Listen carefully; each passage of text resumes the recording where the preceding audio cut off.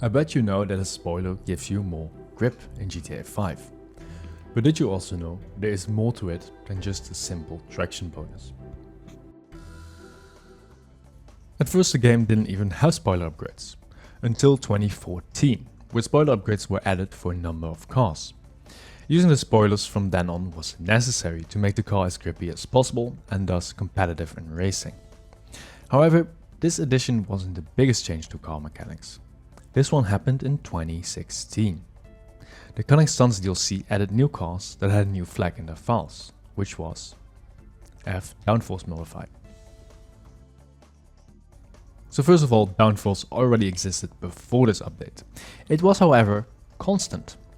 What do I mean with this? If you had no spoiler, your base downforce was 0.035, and if you had one, it was 0.07. Little fun fact, if your car has an active spoiler, your value when it's not active is 0.035, and when it pops up it will increase to 0.07. But for normal cars it doesn't matter if you're going 5 or 100, the value stays the same. However, the Cunning Stunts update added vehicles like the RE7B for example. They had a downforce value that changed. So when you're standing still, the downforce value is 0. And then when you start to speed up, the downforce exponentially increases until you hit 90% of your top speed. At that point, you max out your downforce. This max downforce is calculated with the following formula: 0.035 times the downforce modifier, which for the RE7B for example is 3.5. The cars that use this old downforce mechanic usually end up with a downforce value much higher than regular cars that don't have changing downforce values. For example, RE7B is around 0.14 I believe, compared to the 0.07. However, they only have this at the before mentioned 90% of max speed.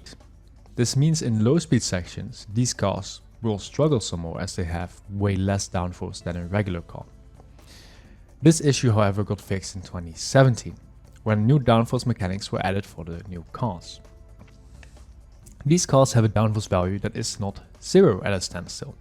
It is depending on a car similar to what a regular car has with no spoiler, so around that 0.03 or 0.04 range.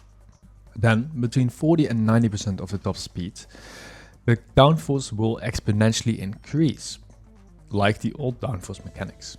These new cars will also end up with a higher downforce multiplier than just regular cars, but also a little bit lower than the old downforce mechanic cars. Through these mechanics we can see that a spoiler upgrade is very necessary. However, there are some cars that are a bit tricky. First of all, we have the cars that have spoiler upgrades that aren't actually spoilers. These include the mil-specs tailgate options, the Taurus front bumper, which is kind of weird, the Caracara roll cage, the Pounder custom barbed wire, which is more interesting, but I guess it impacts airflow a little bit. Then we have the monstrosity window panels, which essentially is the difference between glass and a window panel, not really. Then the squatty rear bodywork. Then the Fagola front visor, which is like a front spoiler, I guess. It makes a little bit of sense. Then the Granger 3600 LX roof racks.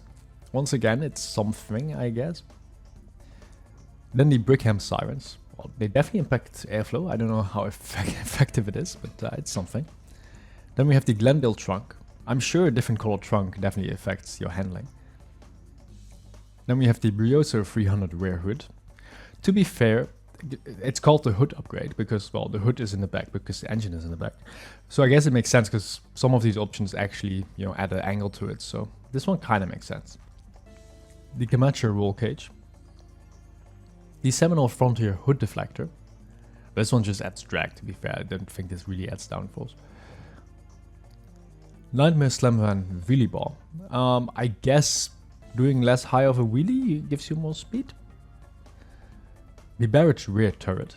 A turret is very aerodynamically effective, as we all know. Eudora roof racks. And then once again window panels for the Hellion. And secondly, we have cars that are, well, let's just say broken.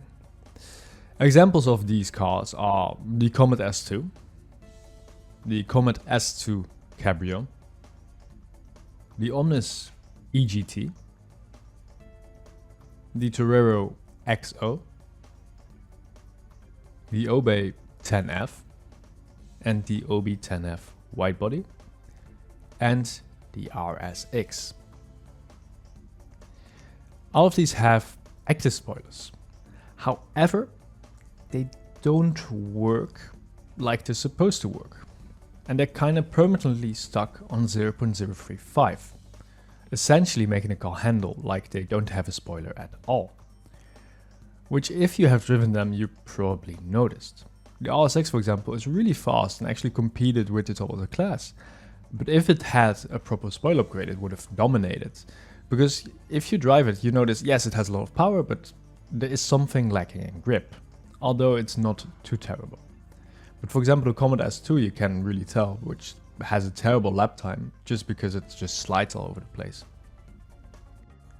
But all of these cars, you know, it's quite clear how they are broken. It's just they have an active spoiler and someone kind of forgot to make the value go up when the spoiler goes up, which is, you know, alright. I mean, a bit of a mistake, but for some of them might be good. For example, the Torero XO and the RSX, which are quite good cars in the class already, would be, well, quite dominant when they had actually working downforce or, you know, just normal spoiler mechanics. However, there is a car that is broken in a rather particular way. I would like to give this the award for funniest broken car. It is, of course, the X80 Proto, which also has an active spoiler, but a little bit different than, you know, just a spoiler that pops up. It has flaps. These flaps will activate depending on what direction you turn, and can increase the downforce from the normal 0.035 modifier to 0.07, which is essentially emulating the normal downforce you get from adding a spoiler. However, I just said can. Why did I say it can increase the downforce value to 0.07?